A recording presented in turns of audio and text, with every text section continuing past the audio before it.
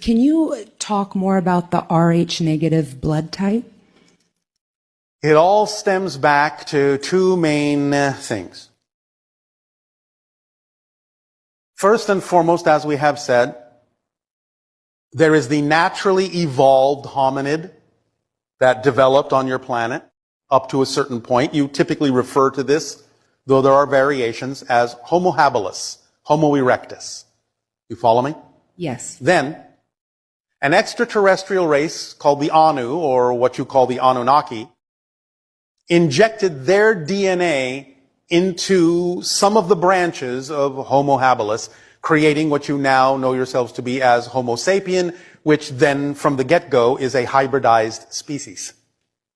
So you have markers in you of not only the original naturally, bless you, evolved hominid on your planet, but also of many different extraterrestrial sources, because the Anunnaki themselves were hybridized. So now humans are hyper-hybridized.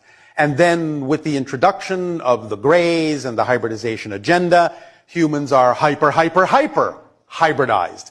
You have markers, genetic markers in your blood, in your DNA, from many different species throughout the cosmos. And that is the general origin of some of the differences you find in your blood types, and also some of the differences you find in what you call the so-called different races on your planet. Okay, because only a small percentage of the population is Rh negative. So I know. I was wondering Well, that's why. a very specific line that goes to a very specific connection. Flat Earth theory, is there any truth to that? Are you asking if your Earth is flat? Yeah, because I've been hearing people say that. You know it's not, yes?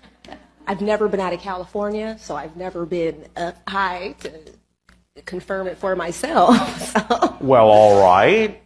You can most likely go along with the understanding that objects floating in space will more often than not form spherical bodies when left to their own devices. Okay. Yes? Yes. You've seen this demonstrated when you see pictures coming back from your astronauts playing around with liquids in space? Yes. And you see them forming spheres? Yes. There you go. Okay. There it is. Does that help you? It does. Thank you. Now, Sure. this does not mean that there cannot be dimensions of reality where the physics is different, so that what they live on, though it may not be called a planet specifically, can actually be a flat surface. But that's not the physics of your dimension.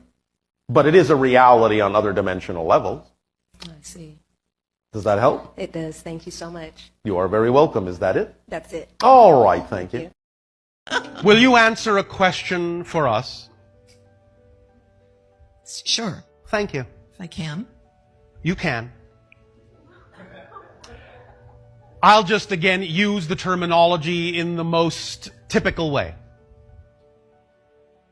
Has any great change on your planet ever been created by anyone who wasn't crazy? Who didn't go against the grain of the norm? The answer Very is good no. point. Yeah, good point. Thank you. So why not join the club and be crazy? It's a nice club to be in.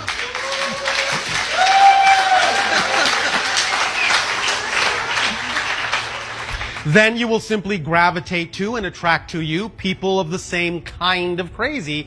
And then when you are in a community of people who are all the same kind of crazy, you won't be crazy. You'll be normal.